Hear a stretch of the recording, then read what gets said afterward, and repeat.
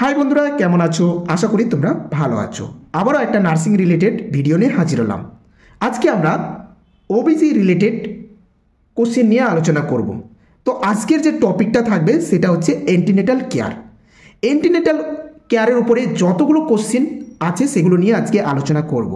ঠিক আছে, এখান থেকে ইন্টারভিউর ক্ষেত্রে অনেক কোশ্চেন করে থাকে এবং আজকের যে টপিকটা শুধুমাত্র ইন্টারভিউর ক্ষেত্রে না, রিটেন এক্সামের ক্ষেত্রেও এই টপিকটা খুব ইম্পর্টেন্ট। এমসির কথা বলো, পোস্ট বিএসসির কথা বলো বা এমএসসি, এখান থেকে কিন্তু কোশ্চেন থেকেই থাকে। তো তাই আমি আজকে এটা নিয়ে আলোচনা করছি, অ্যান্টিনেটাল কেয়ার। ঠিক আছে, অ্যান্টিনেটাল কেয়ার, এএনসি মানে অ্যান্টিনেটাল কেয়ার। অ্যান্টিনেটাল কেয়ার আমরা কাকে বলবো? Antenatal care is care of women during pregnancy. ঠিক আছে, তাহলে অ্যান্টিনেটাল কেয়ার হচ্ছে সেই মা, যে মা প্রেগনেন্ট আছে তাকে ডিউরিং প্রেগনেন্সি মানে হচ্ছে প্রেগনেন্সি চলাকালীন যেসব কেয়ার পায় সেগুলোকে বলে অ্যান্টিনেটাল কেয়ার। ভালো করে মনে রাখবে। এবার চলে আসি objective of antenatal care. Objective মানে হচ্ছে উদ্দেশ্য। অ্যান্টিনেটাল কেয়ার আমরা কেন দেবো? একটা মাকে অ্যান্টিনেটাল কেয়ার দেওয়ার উদ্দেশ্যটা কি, কী কারণে আমরা দেব? দেখো, 1 নম্বর পয়েন্ট হচ্ছে to promote, protect and maintains the health of the mother. এই অ্যান্টিনেটাল কেয়ারটা আমরা কেন দিচ্ছি? এটার ক্ষেত্রে কি করতে হবে? এটা আমরা প্রমোট করছি কাকে? মাকে, এবং প্রোটেক্ট করছি এবং মেনটেন্স করছি মায়ের হেলথ সম্পর্কে। ঠিক আছে, তাহলে অ্যান্টিনেটাল কেয়ারের উদ্দেশ্য হচ্ছে মায়ের যে স্বাস্থ্য সেটা নিয়ে আমরা কি করব? মেনটেন করব এবং সেটাকে প্রোটেক্ট করব। তো এটাই আমরা মাকে প্রোভাইড করছি, এটাই আমাদের উদ্দেশ্য। 2 নম্বর দেখো, to detect high risk and prevent complication. তাহলে আমাদের ডিটেক্ট করছি কোনটা মা হাই রিস্ক আছে এবং সেই হাই রিস্কটা কীভাবে প্রিভেন্ট করতে পারি সেটার জন্য আগে থেকে একটা উদ্দেশ্য, সেটার জন্য আমাদের কেয়ারগুলো দেওয়া হয়। 3 নম্বর দেখো, to remove anxiety related to delivery and to sensitize mother for the need of the family planning. আমাদের কি 3 নম্বর পয়েন্টটাতে বলেছে যে সকল মা মানে প্রাইমি মানে প্রথম প্রেগনেন্ট আছে, প্রাইমি মাদার, সেই সকল দেখবে মায়ের একটু ভয় থাকে, অ্যাংজাইটি হয়। সেই ভয়টাকে আমাকে রিমুভ করতে হবে আর আমাদের কি করতে হবে? ফ্যামিলি প্ল্যানিং সম্পর্কে জানাতে হবে। 4 নম্বর point, to reduce maternal and infant mortality and morbidity. আমাদের মায়ের মৃত্যুর হার এবং বাচ্চার যে মৃত্যুর হার সেটাকে কিন্তু কমাতে হবে, রিডিউস। ঠিক আছে, এটা একটা উদ্দেশ্য আমাদের। 5 নম্বর উদ্দেশ্য কি? To attend under 5 children accompanying mother. আর আমাদেরকে অ্যাটেন্ড করতে হবে যেন 5 চিলড্রেনের যেন কম থাকে, মাকে সেটাকে বোঝাতে হবে। তাহলে যদি বলে যে অ্যান্টিনেটাল কেয়ার আমরা কেন দিই বা উদ্দেশ্যটা কি, এটা কিন্তু ভাইভাতে ধরে, মানে হচ্ছে ইন্টারভিউর ক্ষেত্রে এটা কিন্তু কোশ্চেন করেই থাকে। ঠিক আছে, খুব ভেরি ইম্পর্ট্যান্ট, আমি এখানে দিয়ে দিলাম, ভেরি ইম্পর্ট্যান্ট, এটা কিন্তু তোমরা ভালো করে লিখে নাও। ঠিক আছে, পয়েন্টগুলো মনে রাখবে, 5টা পয়েন্ট ভালো করে মনে রাখবে। এবার চলে আসি আমি minimum visit during inter pregnancy. এবার হচ্ছে আমাদের যে 4টা ভিজিট আছে, মিনিমাম যেটা 4টা বললাম, এমনি লেভেল অফ ভিজিট যদি বলো সেটা হবে, মানে আইডিয়াল ভিজিট যদি বলো সেটা হবে 13 থেকে 14টা ভিজিট। তবে আমি 4টা ভিজিট নিয়ে আলোচনা করব। Minimum visit 4 visit during pregnancy. ঠিক আছে, 4টা ভিজিট কী কী সেটা নিয়ে আলোচনা করব। ফার্স্ট ভিজিট, একটা মা যে ফার্স্ট ভিজিট করবে সেটা হবে উইদিন 12 উইকস ডিউরিং রেজিস্ট্রেশন।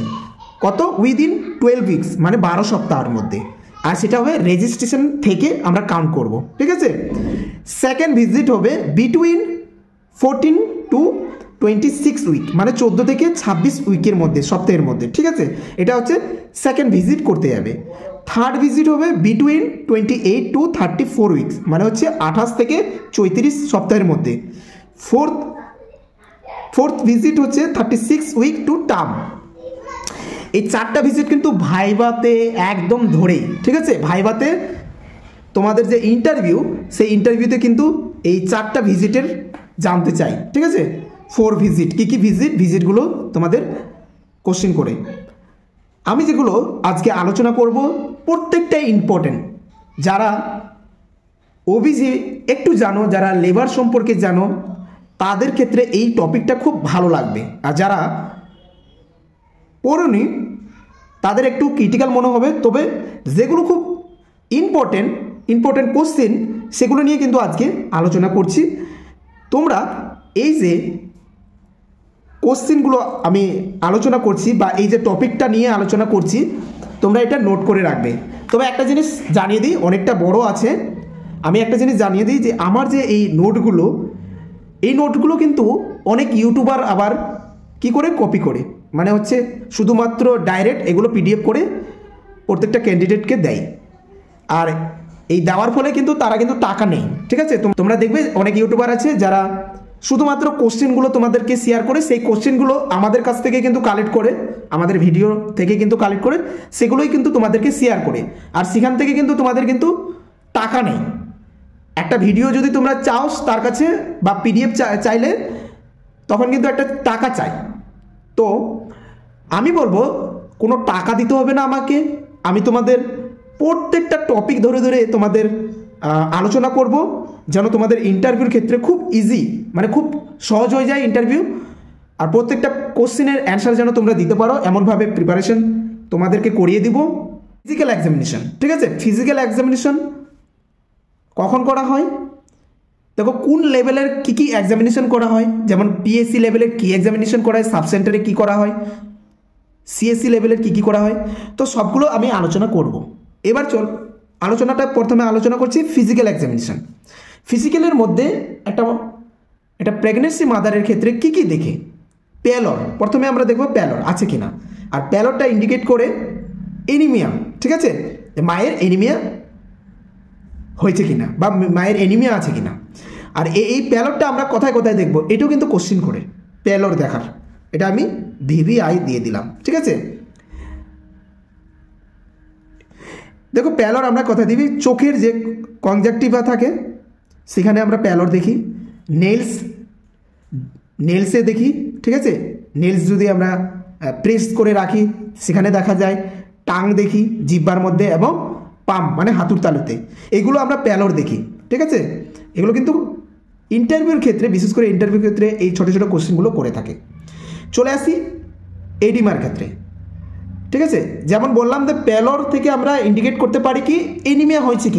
এবার দেখো 2 নম্বর কি আছে, এডিমা ইন্ডিকেট কি করবে, এডিমা ইন্ডিকেট করবে বিপি, আর বিপির ফলে মানে বিপিটা কেমন, আর এটা হচ্ছে তোমার প্রি এক্লাম্পসের দিকে যায় যদি এডিমা থাকে। এখানে দেখো লেখা আছে oedema in the association with high BP, কিসের দিকে যায়, হাই বিপির দিকে যদি থাকে।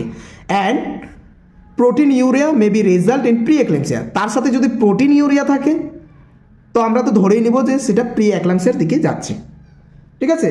তো এখান থেকে আমরা বুঝতে পারবো এই এডিমা দেখে।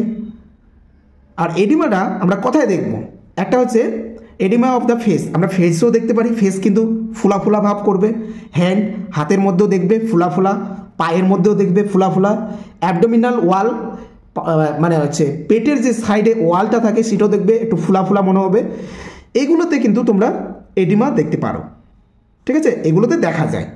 3 নম্বর আমরা কি এক্সামিনেশন করব, ব্লাড প্রেশার, এগুলো সব কিন্তু ফিজিক্যাল এক্সামিনেশনের মধ্যে পড়ে। ব্লাড প্রেশার দেখো এখানে high BP may be signify pregnancy include hypertension. Blood প্রেশারটা হাইপার টেনশন যদি হয়ে থাকে, সেটা তার সাথে যদি প্রোটিন ইউরিয়া থাকে, যেটা আমি আগেও বললাম, সেটা কি হয়ে যাবে, প্রি এক্লাম্পসের দিকে যাচ্ছে। হাই প্রেশার যদি থাকে, এখানে লেখা আছে প্রেগনেন্সি ইনডিউস হাইপার টেনশন, মানে হচ্ছে পিআইএইচ, ঠিক আছে, প্রেগনেন্সি ইনডিউস হাইপার টেনশন। আর প্রোটিন ইউরিয়া, তাহলে এটাকে আমরা কি ধরে নিব, প্রি এক্লাম্পসিয়ার দিকে যাচ্ছে। তো ব্লাড প্রেশার থেকেও আমরা বুঝতে পারবো যে প্রি এক্লাম্পসিয়া হয়েছে কিনা, তার বিপিটা কত। এবার 4 নম্বরে চলে আসি ওয়েট জ্ঞানটা আলোচনা করি। এই ওয়েট জ্ঞানটা নিয়ে ভাইভাতে অনেক কোশ্চিন করে, যেখানে যেখানে ভিভিআই লিখবো সেখানে কিন্তু ভালো করে নোটিস করবে, ঠিক আছে। ওয়েট জ্ঞানটা দেখো তোমরা, 12 কেজি ডিউরিং প্রেগনেন্সি, একটা প্রেগনেন্সি মহিলার ক্ষেত্রে 12 কেজি ওজন বাড়ে টোটাল প্রেগনেন্সিতে, ঠিক আছে। আর একটা কোশ্চেন করেছিল, সেটা হচ্ছে দেখো পোর মানে হচ্ছে যাদের গরিব বা স্বাস্থ্য নেই, অনেক কিছু কারণ থাকতে পারে, আন্ডার দ্য প্রাইভিলেজ ইন্ডিয়া ওমেন তাদের ওজন 6.5 কেজি, মানে এটার হাফ এতটা হয়ে যায়। তো এটা আমি ব্র্যাকেটে লিখেছি, তোমরাও লিখে রাখবে, ঠিক আছে, জানার জন্য। এবার চলে আসি ওয়েট গেন, কখন কতটা ওয়েট গেন বাড়ে। ফার্স্ট ট্রাইমেস্টারে 2 কেজি বাড়ে, মানে 2 কেজি বাড়ে। ফার্স্ট ট্রাইমেস্টার তো তোমরা জানো 0 থেকে 3 month first trimester. Second trimester হচ্ছে 5 কেজি বাড়ে, মাঝে ওজনটাতে জ্ঞান হয়। থার্ড ট্রাইমেস্টার হচ্ছে 5 কেজি, তাহলে টোটাল হচ্ছে 12 কেজি, 12 কেজি, ঠিক আছে। এটা কিন্তু মনে রাখবে জিনিসগুলো, কখন কত কেজি বাড়ে কোন কোন ট্রাইমেস্টারে। চলে আসলাম এবার লো ওয়েট গেন। কেন লো ওয়েট গেন হয়, মানে হচ্ছে লো বার্থ যেটাকে বলি, আছে না লো বার্থ, আরেকটা হচ্ছে IUGR, সে ইন্ট্রা ইউটেরাইন গ্রোথ যদি থাকে তার ক্ষেত্রে কিন্তু লো বার্থ বেবি হয়। এবার হচ্ছে এক্সেসিভ ওয়েট গেন। এক্সেসিভ যদি হয় মানে হচ্ছে ওজনটা অনেক, মায়ের ওজন বেড়ে যাচ্ছে ডিউরিং প্রেগনেন্সি। কেন এতটা ওজন বেড়ে যায় বুঝতে হবে। সেক্ষেত্রে ওজনটা কতটা বাড়ে, মোর দেন 3 কেজি পার মান্থ, এক মাসে 3 কেজি করে মায়ের ওজন বাড়বে, মানে প্রেগনেন্ট মহিলার, ঠিক আছে, প্রেগনেন্ট মাদারের। আর আরেকটা কারণ ওয়েট গেনের আরেকটা কারণ হতে পারে যে টুইন প্রেগনেন্সি আছে, তার জন্য ওয়েটটা বেশি হচ্ছে। আর ডায়াবেটিস মাদারের ক্ষেত্রে ওয়েট বেড়ে যায়। তো এটা হচ্ছে ওয়েট গেন, ঠিক আছে, কখন কোন সময়ে ওয়েট গেন হয় এটা মনে রাখবে। এবার চলে আসি আমি অ্যাবডোমিনাল এক্সামিনেশন। সেটা তো আমি কি করলাম, ফিজিক্যাল এক্সামিনেশন করলাম। এবার অ্যাবডোমিনাল মানে পেট চেক করে আমরা বলে দিতে পারবো যে কত উইকে মানে কতটা বেড়েছে বাচ্চাটা, ঠিক আছে। এটা হচ্ছে প্রথমে আমরা ফান্ডাল হাইট মানে হাইট সম্পর্কে জানবো এবার, ঠিক আছে। আমরা হাইট এগুলো কি ইউজি করে আমরা কিন্তু বুঝতে পারি, বাট আমরা ফান্ডাল হাইট মানে অ্যাবডোমিনাল এক্সামিনেশন করে হাত দিয়েও আমরা বুঝতে পারবো কতটা সপ্তাহ হয়েছে, ঠিক আছে, কতটা সপ্তাহ হয়েছে।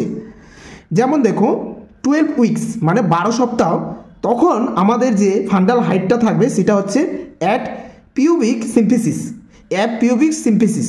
মানে হচ্ছে যে আমাদের যে যেখানে হেয়ার গ্রোথ হয়, ভিজাইনালের যে উপরের পার্টটা যেটা হচ্ছে মেজরার পাশে যে সিম্পিসিস এরিয়াটা থাকে, ঠিক আছে, পিউবিক এরিয়াটা যে হেয়ার গ্রোথ হয় তার উপরের সেখান থেকে, ঠিক আছে, পিউবিক থেকে সিম্পিসিস সেই জায়গাটাতে আমাদের 12 উইকস মানে তখন বাচ্চা জাস্ট স্টার্ট হয়েছে।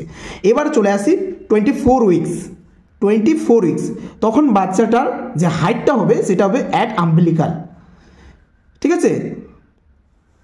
24 উইকসে কোথায় যাবে বাচ্চাটার যে হাইটটা বাড়বে সেটা হচ্ছে আম্বালিকাস, ঠিক আছে, কথা থেকে পিউবিক্স থেকে আম্বালিকাল এতটা পর্যন্ত। এটা যদি পিউবিক্স হয় আর এটা হচ্ছে আম্বালিকাল, যেটা আম্বালিকাল কর্ড আমরা নাভি বলি, ঠিক আছে, মায়ের নাভি পর্যন্ত এখান থেকে এখানে। তাহলে প্রথমে আমরা যদি এটা আমরা অ্যাবডোমেন ধরি, ঠিক আছে, একটা অ্যাবডোমেন ধরলাম এটা, ঠিক আছে, মায়ের অ্যাবডোমেন। তো এটা হচ্ছে পিউবিক, এটা হচ্ছে 12 উইকস, ঠিক আছে, এটা 12 উইকস এখানে। আর নিচে তো তোমরা জানো এখানে তোমার হচ্ছে পিউবিক, আর এটা হচ্ছে নাভি যেটা হচ্ছে আম্বালিকাস। এটা এখানে যদি এখান থেকে এখানে আসা এটা হবে 24 উইকস, ঠিক আছে, 24 উইকস। এবার হচ্ছে যদি জিপি স্টেমনামে যায় যেটা হচ্ছে 36 উইকস অ্যাট দ্য জিপি স্টেমনাম। এখানে পর্যন্ত যদি বাচ্চার হাইটটা চলে আসে জিপি স্টারনাম, দেখো জিপি স্টারনাম এখানে আমাদের আছে, তাহলে এটা 36 উইক। এখান থেকে আমরা বুঝতে পারবো, ঠিক আছে, এগুলো মাথায় রাখবে। তো 1 নম্বর ফান্ডাল হাইট, এখান থেকে আমরা হাইটটা বুঝতে পারি। 2 নম্বর আমরা আলোচনা করব ফিটাল হার্ট সাউন্ডটা আমরা কখন শুনতে পাবো। ফিটাল হার্ট সাউন্ড আমরা শুনতে পাবো আফটার 6 উইক, মানে 6 সপ্তাহ পরে আমরা কিন্তু ফিটাল হার্ট সাউন্ড শুনতে পাবো বাচ্চার। তবে ইউজির দ্বারা, থ্রো দ্য ইউজি, ঠিক আছে, ইউজির দ্বারা fetal heart sound, normal fetal heart sound হচ্ছে 120 টু 160 বিট পার মিনিট, ঠিক আছে, মনে রাখবে কিন্তু নর্মাল যদি ফিটাল হার্ট সাউন্ড বলে। ওকে, এবার চলে আসি পরেরটাতে। পরেরটাও খুব ইম্পর্টেন্ট, দেখো 3 নম্বর যেটা ফিটাল মুভমেন্ট মানে বাচ্চার যে মুভমেন্ট কত সপ্তাহের মধ্যে আমরা বুঝতে পারবো। ফিল্ড আফটার 18 উইকস মানে হচ্ছে 18 সপ্তাহ। 18 সপ্তাহ।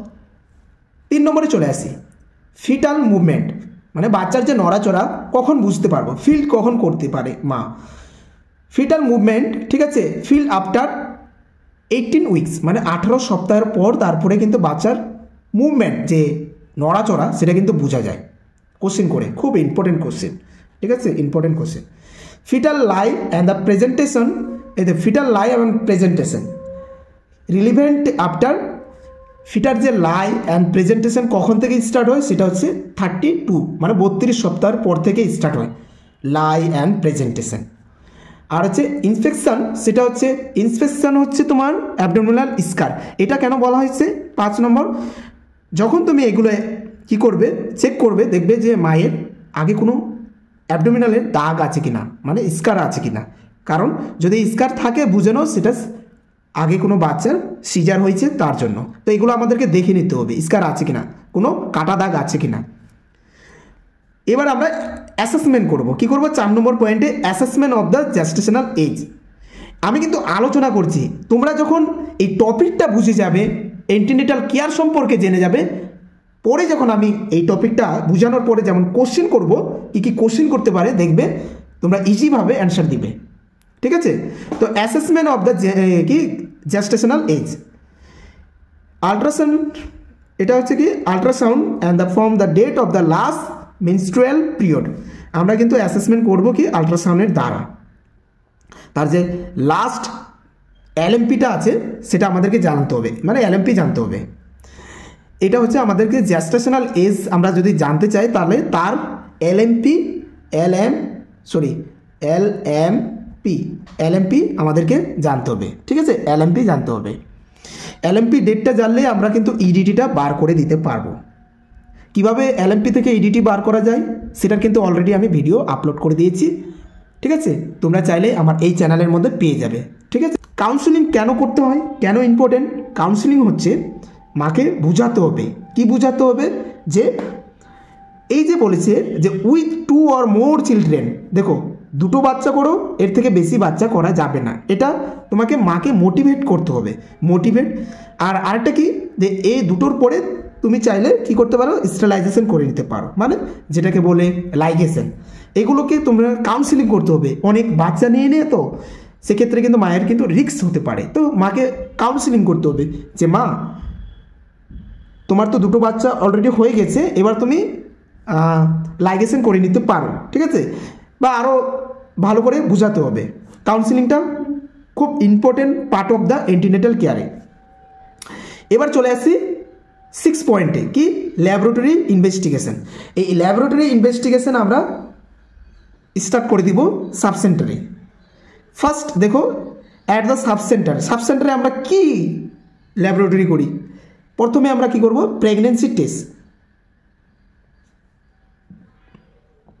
প্রেগনেন্সি টেস্টটাই আমরা কিন্তু প্রথমে করি, কারণ সেখান থেকে তো বোঝা যায় যে মা একটা মহিলা প্রেগনেন্ট হয়েছে, তারপর থেকে তাকে অ্যান্টিনেটাল কেয়ারটা দিব। তো ফার্স্ট হচ্ছে প্রেগনেন্সি টেস্ট। আর প্রেগনেন্সি টেস্ট আমরা যে কিট দিয়ে করি তার নাম হচ্ছে নিশ্চয় কিট, ভালো করে মনে রাখবে, কোন কিট, নিশ্চয় কিট। এবার পরে কি আমরা টেস্ট করব, হিমোগ্লোবিন এক্সামিনেশন, হিমোগ্লোবিনটা দেখে নেব। আর কি দেখব, আর কি টেস্ট করব, urine test for the albumin, sugar, rapid malaria এটা। আর পিএসসি লেভেলের কথা যেটা বলছি, পিএসসি বা সিএসসি, পিএসসি মানে public health centre, CSC community health centre. এখানে আমরা blood grouping including RS factor এগুলো কিন্তু আমরা টেস্ট করে নেব, ভিডিআরএল টেস্ট করে নেব, এইচআইভি টেস্টিং করে নেব, ব্লাড সুগার টেস্ট করে নেব, এইচবিএস এইচজি টেস্ট করে নেব, এগুলো কিন্তু টেস্ট করে নিতে হবে। আর এগুলো কিন্তু সব আমাদের কথায় থাকবে, পোলিও কার্ড তোমরা যেটা বলো সেটা হচ্ছে এমসিপি কার্ড, ঠিক আছে, সেই কার্ডে কিন্তু এগুলো সব ইনক্লুড থাকবে, তার হিমোগ্লোবিন কত, তার বিপি কত আছে, ওয়েট কত আছে, কোন কোন ভ্যাকসিন পেয়েছে, সবগুলো কিন্তু এই এমসিপি কার্ডে থাকবে। এবার হাই রিস্ক প্রেগনেন্সি, এটাতে অনেকজনকে জিজ্ঞাসা করেছে, হাই রিস্ক প্রেগনেন্সি মানে হাই রিস্ক প্রেগনেন্সিগুলো কী কী, কোন মাকে কোন প্রেগনেন্সি মাদারকে হাই রিস্ক বলবো, ঠিক আছে। এক নম্বরে elderly primi and short statured primi. এখানে বলেছে যে মহিলা বয়স বেশি এবং প্রাইমি মানে ফার্স্ট গ্র্যাভিটা, যে মহিলার বয়স বেশি হয়ে গেছে এবং ফার্স্ট কী হয়েছে প্রেগনেন্ট আছে, তার ক্ষেত্রে কিন্তু হাই রিস্ক, সেই মাদার কিন্তু হাই রিস্কের মধ্যে পড়ে। আর একটা কি শর্ট, যে মহিলা বা যে মেয়ে বেটে বা শর্ট, সে মহিলার ক্ষেত্র বা সে মেয়ের ক্ষেত্রেও কিন্তু দেখবে যদি প্রথম বাচ্চা বা প্রথম প্রেগনেন্ট থাকে, সেই মহিলার ক্ষেত্রেও কিন্তু হাই রিস্ক প্রেগনেন্সির মধ্যে পড়ে, সেই প্রেগনেন্সি কিন্তু হাই রিস্ক প্রেগনেন্সির মধ্যে পড়ে, ঠিক আছে, মনে রাখবে। 2 নম্বরে আলোচনা করছি, এখানেও বলেছে এল্ডারলি গ্র্যান্ড মাল্টিপ্রেভিটা। দেখো এল্ডারলি গ্র্যান্ড কাকে বলবো, দেখো 3-এর বেশি, যেমন হচ্ছে 4 নম্বর বাচ্চা বলে না, 4 নম্বর বাচ্চা যেটা হচ্ছে মাল্টিপ্যারা। এই মাল্টিপ্যারা তার সাথে সাথে বয়সও বেশি হয়ে গেছে, মহিলাটার বয়স বেশি হয়ে গেছে, মায়ের বয়স বেশি হয়ে গেছে, সেক্ষেত্রে যদি প্রেগনেন্ট থাকে সেটাও কিন্তু হাই রিস্ক প্রেগনেন্সির মধ্যে পড়ে। আর একটা হচ্ছে history of 3 or more spontaneous consecutive abortion. যদি আমরা হিস্ট্রি পাই, ঠিক আছে, সেই প্রেগনেন্সি মাদারের কাছ থেকে যে তার 3টারও বেশি কী হচ্ছে স্পন্টেনিয়াস অ্যাবর্শন হয়েছে, সেক্ষেত্রেও যে পরের যে প্রেগনেন্ট আছে সেটাও কিন্তু হাই রিস্ক প্রেগনেন্সির মধ্যে পড়ে, কারণ সে কিন্তু অলরেডি 3টা বাচ্চা মারা গেছে, অ্যাবর্শন হয়েছে, ঠিক আছে। অ্যাবর্শন আমরা কখন বলবো, যদি বিফোর 20 উইক্সের মধ্যে সেটা কিন্তু নষ্ট হয়, সেটা অ্যাবর্শন বলে, ঠিক আছে। মানে হচ্ছে 20 উইক্স 20 সপ্তাহ হয়নি, তার আগে কিন্তু পেটের মধ্যে অ্যাবর্শন হয়ে গেছে, সেটাকে কিন্তু আমরা 20 উইক্সের আগে যদি নষ্ট হয় সেটাকে আমরা অ্যাবর্শন বলবো, ঠিক আছে। এবার চলে আসি history of previous stillbirth. যদি আমরা তার কাছ থেকে একটা আগের কোনো বাচ্চা মারা যায়, মানে হচ্ছে ডেলিভারির সময় মারা গেছে বাচ্চা, বা হচ্ছে ইন্ট্রা ইউট্রেন ডেট, বাচ্চা পেটের মধ্যে মারা গেছিলো, আগে কোনো বাচ্চা পেটের মধ্যে মারা গেছিলো, তো এইবার সে যে প্রেগনেন্ট আছে সেটাও কিন্তু হাই রিস্ক প্রেগনেন্সির মধ্যে পড়ে। তো এগুলো কিন্তু আমরা যখন একটা মা আসে বা প্রেগনেন্ট মহিলা আসে, তো আমরা কিন্তু এগুলো কথা আমরা কিন্তু এন্টিনেটালের যে একটা চার্ট আছে, এই দেখো আমার এতগুলো যে বুক আছে তোমাদের দেখাবো, সেই চার্টের মধ্যে কিন্তু এগুলো হাই রিস্ক বলে একটা চার্ট আছে, সেখানে কিন্তু আমাদেরকে জানতে হয়, আগে থেকে হিস্টোরি কালেকশন করতে হয় যে এরকম আছে কি না, যদি থাকে সেটা কিন্তু হাই রিস্ক প্রেগনেন্সির মধ্যে পড়ে, বুঝতে পারলে। এবার চলে আসি 5 নম্বরে প্রিভিয়াস সিজারেন সেকশন। আমরা যদি হিস্টোরি পাই যে প্রিভিয়াস কী হচ্ছে, ওর একটা সিজার হয়েছিল, তো সেই ক্ষেত্রে হাই রিস্ক প্রেগনেন্সির মধ্যে পড়ছে। 6 নম্বরে কি মাল প্রেজেন্টেশন হচ্ছে ব্রিজ, যদি ব্রিজ থাকে সেটাও হাই রিস্ক প্রেগনেন্সির মধ্যে পড়ছে। ট্রান্সভার্স লাই, এটা হচ্ছে যদি বাচ্চা এটা হচ্ছে ইউট্রাস, ঠিক আছে, বাচ্চা যদি এইভাবে থাকে, ঠিক আছে, তাহলে এটা কিন্তু ট্রান্সভার্স লাই বলে, ঠিক আছে। তো এইভাবে থাকলে কিন্তু বাচ্চা কিন্তু হবে না, নর্মালি হওয়ার চান্স কম, সেটাও কিন্তু হাই রিস্ক মাদারের মধ্যে পড়ে, ঠিক আছে। ধরেন এটা মাথা আর এটা হচ্ছে পা, এগুলো হচ্ছে হাত, মাথাটা কিন্তু কোথায় আছে, এই দিকে আছে, আর যেটা হওয়ার কথা হচ্ছে এখানে, ঠিক আছে, এটা হচ্ছে ট্রান্সভার্স বলে। তো এই ক্ষেত্রে হাই রিস্ক প্রেগনেন্সির মধ্যে পড়ে। তারপরে হাই রিস্ক আরেকটা দেখো, টুইন যদি প্রেগনেন্ট থাকে, মানে টুইন থাকলে, এনিমিয়া থাকলে সেটাও হাই রিস্ক, প্রি-এক্লাম্পসিয়া থাকলে সেটাও হাই রিস্ক মাদার। তারপর হচ্ছে pregnancy along with the cardiovascular, কোনো মায়ের কার্ডিওভাস্কুলার ডিজিজ আছে, ঠিক আছে। তারপরে ডায়াবেটিক্স থাকছে, টিবি থাকছে, HIV যদি থাকে, এগুলো যদি থাকে তাহলে হাই রিস্ক প্রেগনেন্সির মধ্যে পড়ে। এই যে হাই রিস্ক প্রেগনেন্সি, এটা আমার মতে খুব ইম্পর্টেন্ট ইন্টারভিউর ক্ষেত্রে বা যে কোনো এক্সামের ক্ষেত্রে। আমি এখানে VVI লিখে দিলাম, এইদিকেও লিখেছি, এখানেও লিখছি, মনে রাখবে এগুলো, পরেরটা আমি আলোচনা করব, ঠিক আছে। হাই রিস্ক তো জানলাম একটা প্রেগনেন্ট মহিলার ক্ষেত্রে, প্রেগনেন্ট মাদারের ক্ষেত্রে। এবার আসছে আমরা মেনটেনেন্স করব অফ রেকর্ড, মেনটেন্স করব অফ রেকর্ড, রেকর্ডের মধ্যে মেনটেন্স করে রাখবো। তাহলে এত কিছু যে মেনটেন করব কোথায় কোথায় করব? আমাদের যেটা আছে এমসিপি কার্ড, এই দেখো আছে না, এইভাবে দেখেছো তো এমসিপি কার্ড। আমার সব কিছু এই যে আছে এখান থেকে নোটগুলো করা, অনেক বই তোমাদের দেখাচ্ছি একটা একটা একটা করে। এই যে মা ও শিশুর সুরক্ষা কার্ড বলে না, মা ও শিশুর সুরক্ষা কার্ড, যেখানে বলে এটাকে কি বলে যে mother and child protection card, mother and child protection card. এই এমসিপিসি কার্ড, পিসি বললাম sorry, MCP card, MCP card আমরা কিন্তু আগে ভুল বলতাম, এমসিপিসি ফের আবার কার্ড বলতাম, ঠিক আছে? সেটা কিন্তু অনেকেই ভুল করে আমরা বলবো কি এমসিপি কার্ড, হয়তো তুমি বলতে পারো এমসিপিসি, বাস এইটুকু, কার্ড বললে আবার কিন্তু ভুল হয়ে যাবে। তো এটা হচ্ছে এমসিপি কার্ড, যেটা অনেকেই জানে না। তো আমরা এখানে হসপিটালে বেশিরভাগই আমরা অনেকে মানে যারা জানে না তাদেরকে আমরা পোলিও কার্ড বলি, পোলিও কার্ড বললে তারা কিন্তু বুঝে যায়। এই যে দেখো ঘরগুলো আছে, এখানে কিন্তু সব লেখা আছে ঘরগুলোতে। এগুলো যখন ভিজিট হবে প্রথমে তো তার রেজিস্ট্রেশন হবে, যেটা আমরা বললাম, ঠিক আছে? মায়ের নাম, বাবার নাম, ঠিকানা আছে না, মায়ের মোবাইল নাম্বার, এগুলো যে আছে পুরো এখানে একদম পুরো রেকর্ড থাকবে। দেখো জন্মের রেকর্ড, বাচ্চার নাম, বর্তমান প্রসবের স্থান, কোথায় হয়েছে জন্ম, রেজিস্ট্রেশন নাম্বার সব থাকবে। এবার দেখো এখানে এই যে বললাম হিমোগ্লোবিনটা কতটা আছে সেটাও তোমাকে লিখতে হবে, মূত্র অ্যালবুমিন এখানেও লিখতে হবে কতটা আছে। এই যে মানে কার্ডে সব কিছু থাকবে, ঠিক আছে? এই কার্ডে সব কিছু থাকবে। আর ভ্যাকসিন যে আছে, ভ্যাকসিনগুলো এই সাইডে আমি দেখাচ্ছি। এই যে প্রত্যেকটা আমি যে বললাম যে কি কি করা যাবে, কি কি আমাদের অ্যাডভাইস দিতে হবে, সব এখান থেকে কিন্তু এগুলো তোলা। এরপরে এগুলো কিন্তু আলোচনা করব, ঠিক আছে? এই যে আলোচনা করব সব এখান থেকেই আমি আলোচনা করব। এগুলো আমি সুন্দর করে নোট বানিয়ে তোমাদেরকে আমি বোঝানোর চেষ্টা করছি। চলো আমরা এই রেকর্ড যেটা বললাম, mother and child protection card, MCP card, আমাদের প্রত্যেকটা নোট আমরা এমসিপি কার্ডে আমরা রেকর্ড করে রাখবো। কন্টেন্টস রেজিস্ট্রেশন নাম্বার কী কী, আর সেখানে আমাদের কী করবো, রেজিস্ট্রেশন নাম্বার করে রাখবো। Should be handed over to women, আর এইগুলো কিন্তু করার পরে এই যে পোলিও কার্ডটা আবার মাকে দিয়ে দিতে হবে, ঠিক আছে? Instructed to bring during all visit and carry during delivery, ঠিক আছে?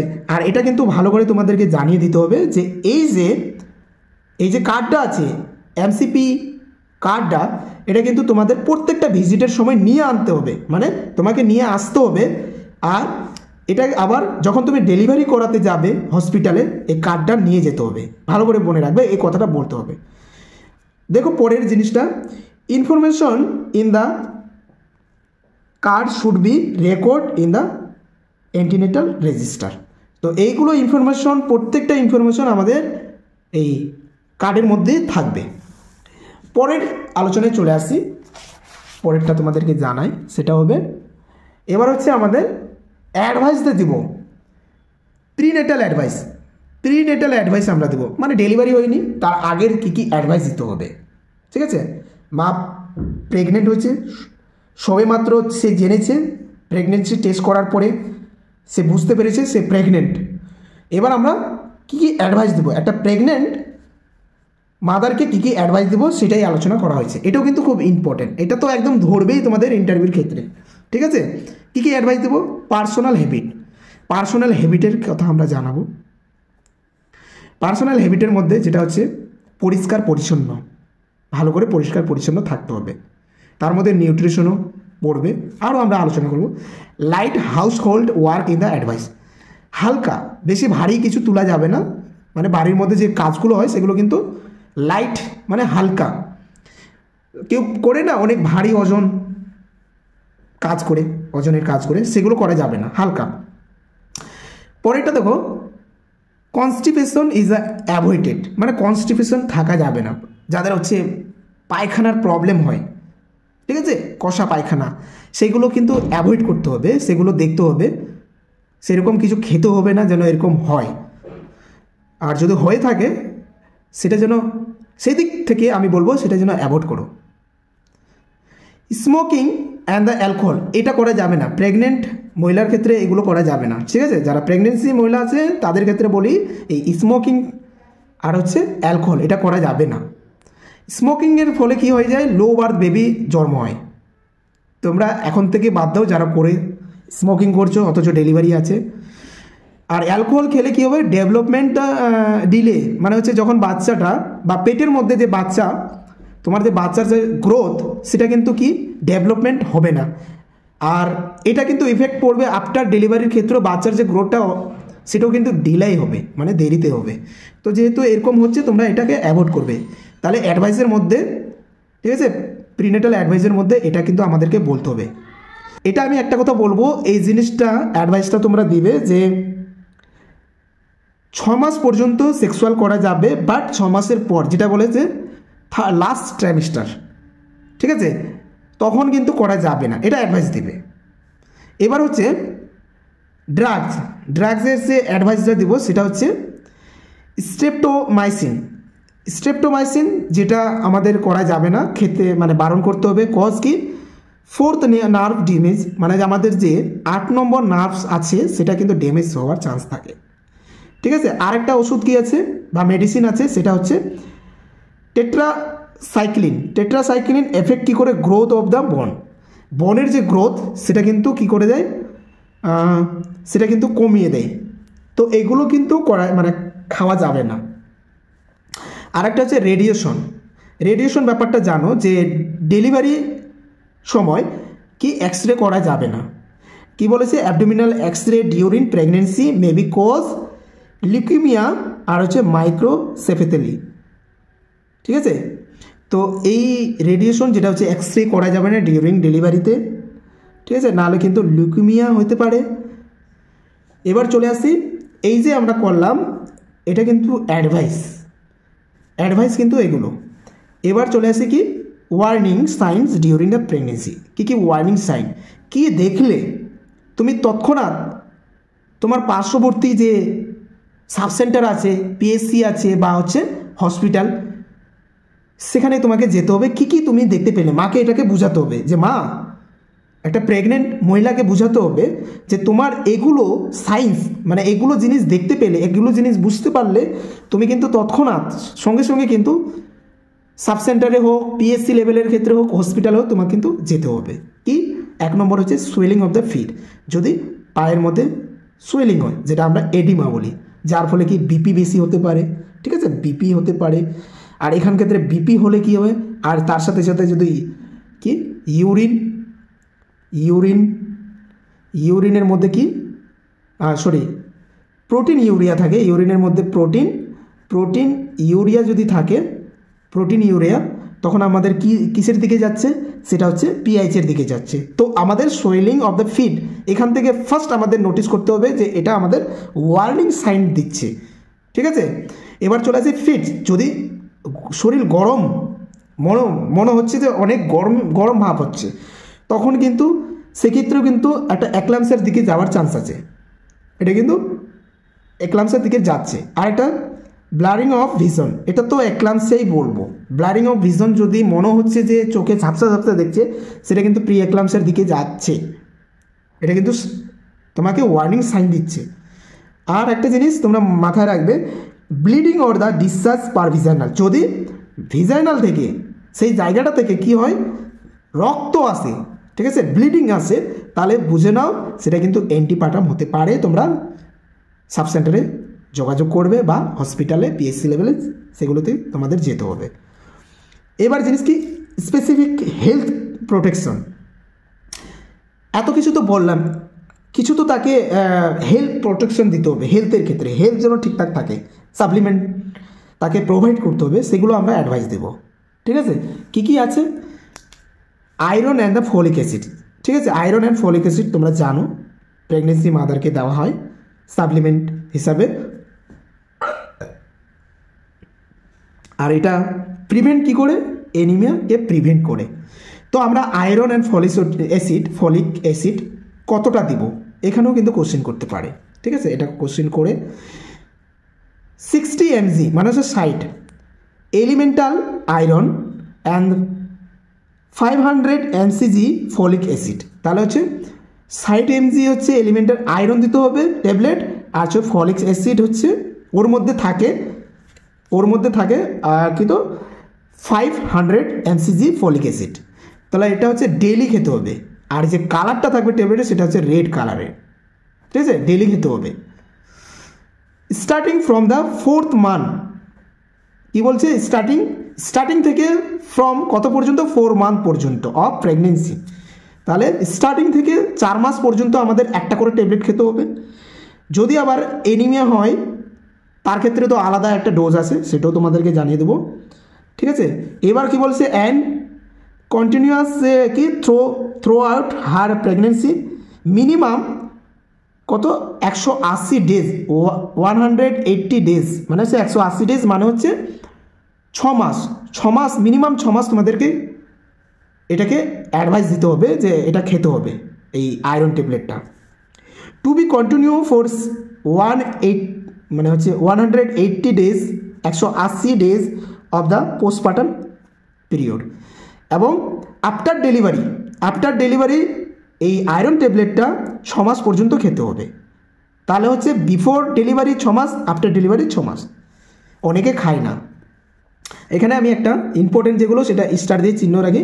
Iron is never given together with calcium. Iron ট্যাবলেটটা ক্যালসিয়াম ট্যাবলেটের সাথে কিন্তু খাওয়া যাবে না, একসাথে দুটো ট্যাবলেট খাওয়া যাবে না, ঠিক আছে।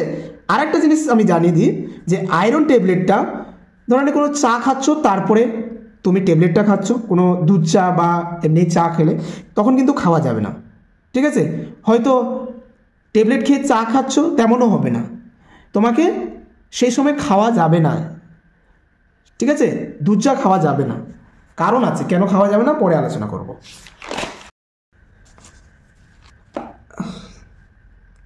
আচ্ছা, additional calories required during pregnancy is +350 calorie per day.